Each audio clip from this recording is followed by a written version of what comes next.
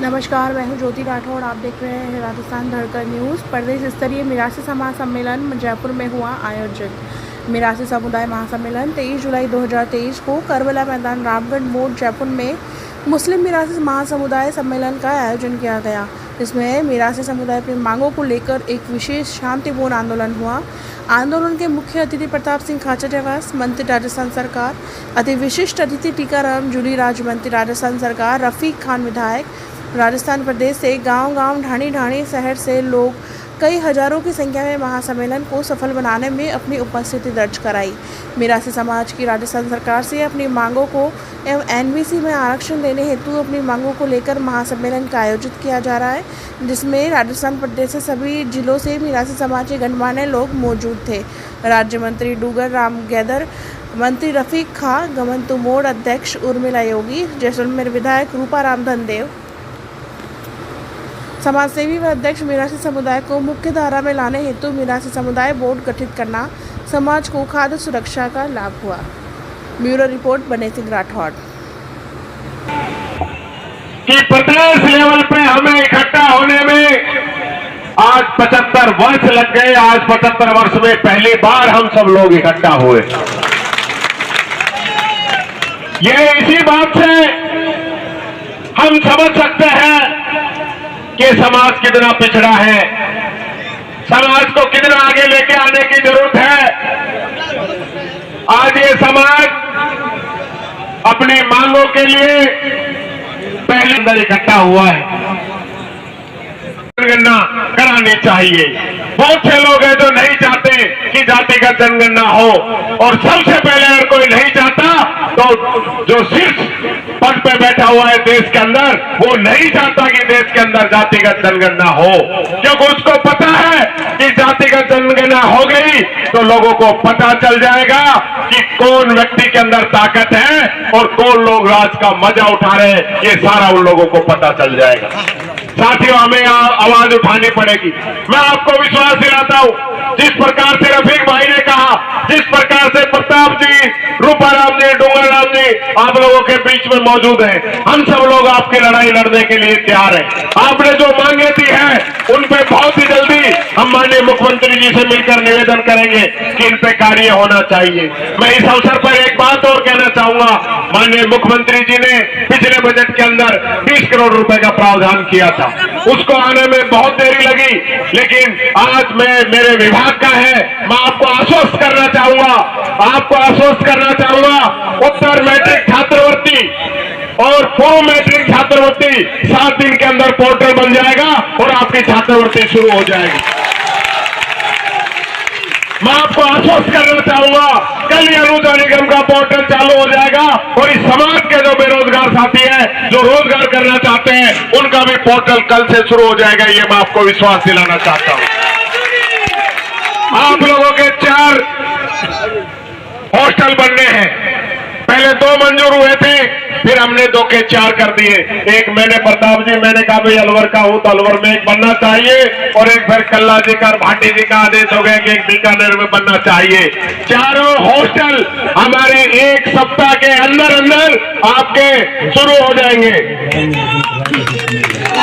लाल मोहम्मद जी मौजूद है, बीकानेर वाले के लिए मेरे पास आए थे।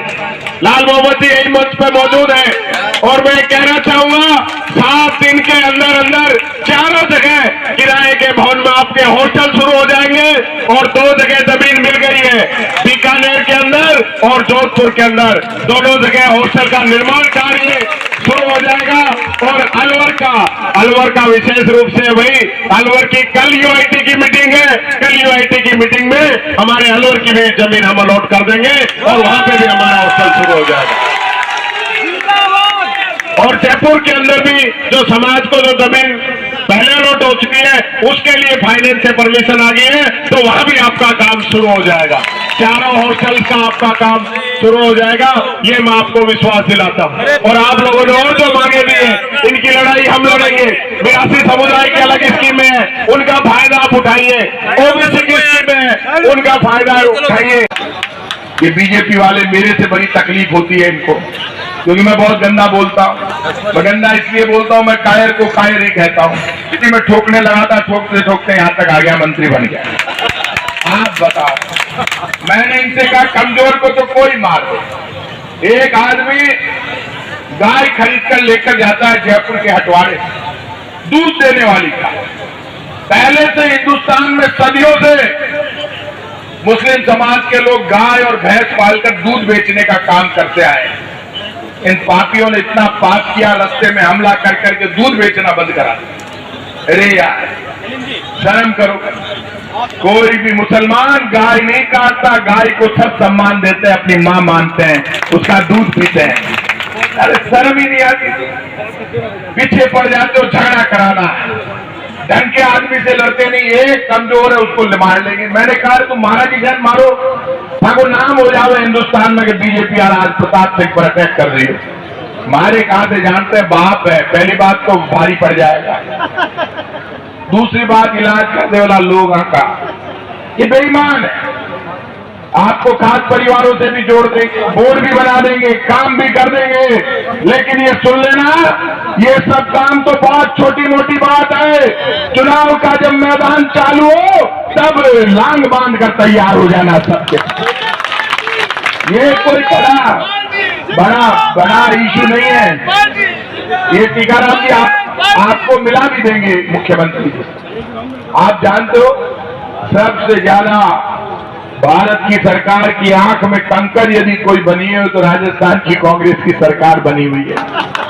क्योंकि राहुल गांधी का मकान छीन लिया, दुकान छीन ली, घर छीन लिया, लेकिन वो भी हमको लागे वो कसम कोशिशों में हिंदुस्तान का राज छीनूं। उनसे ध्यान रखना, ये ध्यान रखना, वो डर नहीं रहा है, कांग्रेस डर नहीं रही है। बजरंगबली का नाम लेके कहा बजरंगबली की जय लगाओ और बीजेपी का बटन दबाओ। बजरंगबली नीचे आ गया, बीजेपी वाले जय लगा रहे थे, बजरंगबली हाथ पकड़ के हाथ के निशान का बटन दबा रहे। बजरंगबली ने राहुल गांधी का कांग्रेस का हाथ पकड़ लिया। इन बीजेपी वालों ने राहुल गांधी का मकान छीन लिया, लोकसभा की सदस्यता छीन ली। बजरंगबली ने बीजेपी वालों का मकान भी छीन लिया, कार्यालय भी छीन लिया और सरकार भी सब कुछ छीन लिया। इसलिए आप सब लोगों से कहूंगा कि आप सब लोग, ये दूसरा है, आप सब लोग जितने भी हैं, सब लोगों से कहूंगा कि जितने भी लोग हैं, बोल दो। आपसे निवेदन है सर कि ये वैसे तो निराश्रित समुदाय का सम्मेलन चल रहा है, तो यहाँ सभी पार्टियों के लोग आए। बधाई दूंगा कि उन्होंने 7 दिन में आपकी बड़ी बड़ी मांगे पूरी करने का वादा किया। इनका ताली बजा के स्वागत है। और एक बात इसमें कोई दोहराई नहीं, हिंदुस्तान की विरासत को पूरी दुनिया में पहुंचाने का काम यदि किसी ने किया है तो मिरासी समाज ने किया पूरी विरासत। जैसलमेर बाड़मेर के कलाकार और बाकी सब जगह के कलाकारों का अपना नाम, अपना स्थान है। जब ये दुनिया में गाते हैं तो लगता है कि हिंदुस्तान की आन बान और शान राजस्थान से चलकर मिरासी समाज का कलाकार हमारे बीच में आया, लोग उसका स्वागत करते हैं। आपकी परंपराएं, आपका इतिहास, भारत की भूमि पर आपका भी लंबा इतिहास है। और जब आज आप सब मिलकर एक ही बात कह रहे थे कि हिंदुस्तान की ताकत है राम और रहीम का प्रेम, जब आप यहाँ पर जय सिया राम का नारा लगा रहे थे, उन लोगों को चुनौती दे रहा था जो भारत में धर्म के नाम पर दंगा करके लोगों को भूख से मारना चाहते हैं। आज मैं आपको खुल के कह रहा हूं, बीजेपी और आरएसएस के लोगों ने हिंदुस्तान में रोटी और रोजगार की बात कभी नहीं की। कांग्रेस की एक ही सोच है, मैं रहूं या नहीं रहूं, मेरा देश रहना चाहिए, धर्मों में प्यार और प्रेम रहना चाहिए। मंदिर मस्जिद गिरजाघर गुरुद्वारे के नाम पर दंगा नहीं चाहिए भाई साहब। हिंदू और मुसलमान को रोटी और रोजगार चाहिए। हिंदू मुसलमान सिख ईसाई सबका बच्चा रोटी चाहता है, रोजगार चाहता है। आज मुझे अच्छा लगा जब मिरासी समाज के लोग कह रहे थे हॉस्टल दे दो, स्कूल दे दो, कॉलेज दे दो, हमको अधिकार दे दो, हमें एनएफएस परिवार में जोड़ दो, रोटी चाहिए सुबह शाम। ये पूरे देश में फ्री गेहूं देने का काम किसने किसने किया? इस देश में राइट टू फूड, खाद का अधिकार, रोटी का अधिकार कांग्रेस पार्टी ने दिया। Right to work Congress party ने दिया। Right to education Congress party ने दिया।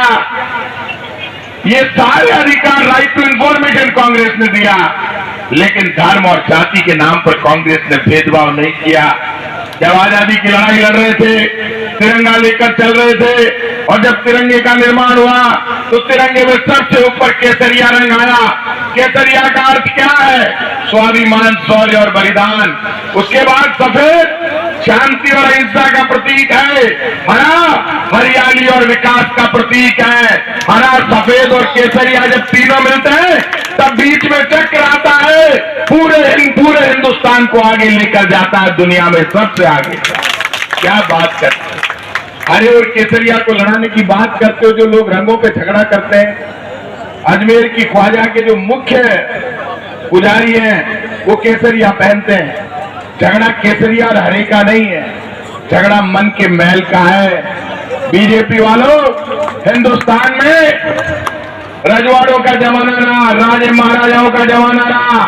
आज भी गढ़ किले अपनी कहानी कहते हैं, लेकिन किसी भी राजा ने हिंदू मुसलमान के नाम से शासन नहीं किया। तुम हिंदू मुसलमान के नाम से शासन, तुम कमजोर हो, कायर है बीजेपी के लोग, इसलिए दंगे फसाद करा के वोट लेना चाहते हैं। जो दंगे फसाद करा के वोट लेना चाहता है वो रोटी नहीं देना चाहता, रोजगार नहीं देना चाहता। वो कहता है भूखे रहो लेकिन आपस में लड़ो। सावधान हो जाओ, जमाना बदल रहा है, सोच बदल रही है, लोगों की समझ में आ रहा है। क्योंकि धर्म के नाम पर मणिपुर नहीं जल रहा, जाति के नाम पर मणिपुर जल रहा है। पाप हो रहा है। बीजेपी खड़े खड़े देख रही है, मणिपुर में महिलाओं को कपड़े उतार कर जुलूस निकाले जा रहे हैं। कहां है हिंदुस्तान की सरकार? कहां है केंद्र सरकार? क्या कर रहे हो भाई साहब? पूरे मणिपुर में आग लगी हुई है। देश को कहां ले जाना चाहते हो बीजेपी के लोगों? बीजेपी एकमात्र ऐसी पार्टी है, जब भारत में झगड़े फसाद होते हैं जाति और धर्म के नाम पर, बीजेपी के लोग बड़े खुश होते हैं। यहां पर जब महाराणा प्रताप और राजा मान सिंह युद्ध कर रहे थे तो महाराणा प्रताप की सेना का सेनापति हाकिम का सूरी एक मुसलमान था। जब हाकिम का सूरी मुसलमान युद्ध में मारा गया तो महाराणा प्रताप ने अपनी सेना का सेनापति दूसरे मुसलमान पीर का पठान को बनाया। क्या बात करते हो? महाराणा प्रताप भरोसा कर रहे थे मुसलमान पे, युद्ध में एक मुस्लिम सेनापति मारा गया तो दूसरा भी मुसलमान बनाया। क्या बात करते हो? यहाँ हिंदू मुसलमान का कोई झगड़ा ही नहीं है। नए वीर पैदा हो गए। सोशल मीडिया पे तलवार चलाना आसान है, फोन में बंदूक चलाना आसान है। हाथ में तलवार और बंदूक उठाओगे, फोन में तो हाथ में नहीं उठानी पड़ती, तो हाथ दूजने लग जाएंगे, कलेजा चाहिए उसको उठाने के लिए। ये बीजेपी के लोग, आरएसएस के लोग बंदूक और तलवार नहीं उठा सकते। ये फोन में गंदा मैसेज डाल के दंगे करवा सकते हैं। देश की आजादी की लड़ाई शहीद भगत सिंह, राजगुरु सुखदेव, अशफाक उल्लाह खान ने मिलकर लड़ी। आज भी भारत की भूमि पर कोई दिक्कत होगी तो हिंदू, मुसलमान, सिख, ईसाई लड़कर अपनी जान दे देगा, लेकिन भारत की सुरक्षा करेगा, इतनी हिम्मत है हम। ये बीजेपी के लोग नजर नहीं आए। और मैं आज आपको भरोसा देता हूं कि आज चुनाव आ रहे 4-5 महीने बाद। एक बात ध्यान रखना, अभी भाई साहब कह रहे थे कि आचार संहिता लग रही है, बद्दुआ मत लो।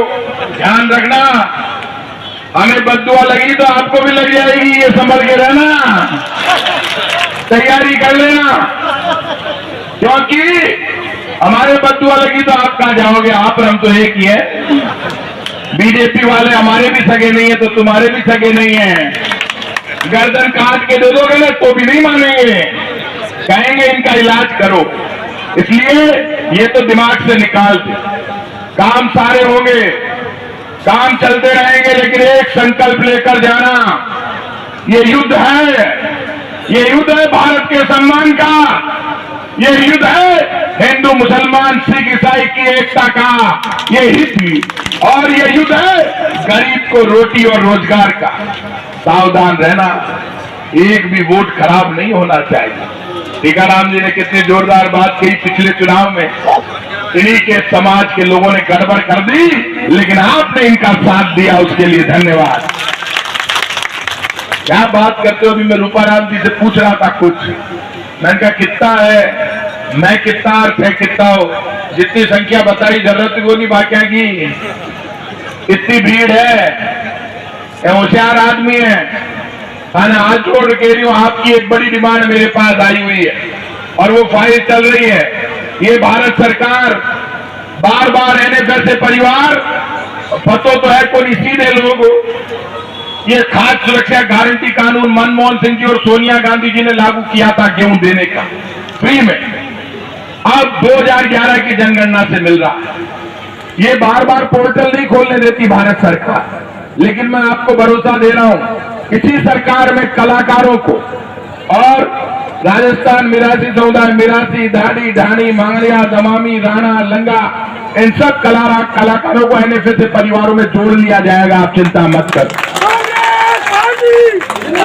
और इसलिए जोड़ दिया जाएगा, वो पिछले जब ये मेरे पास घर पर आए थे, आप सुन लेना, मैं कछावा वंश का क्षत्रिय हूं और राम और रहीम में झगड़ा नहीं, हम राम के वंशज है, लेकिन ये ध्यान रखना, आपके बिना हम अधूरे हैं, हमारे बिना आप अधूरे हो, ये ध्यान रखना।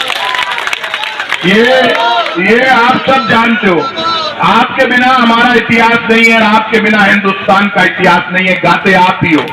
हिंदुस्तान के इतिहास को अमर यदि किसी ने किया तो आप कलाकारों ने किया, मिरासी समाज की तरह। और जब आप गाते हो तो मुझे बहुत अच्छा लगता है, अरे कलाकार के दिल से जो आवाज निकलती है वो राम और रहीम दोनों के गुणगान करती है, वो कभी भेदभाव नहीं करती।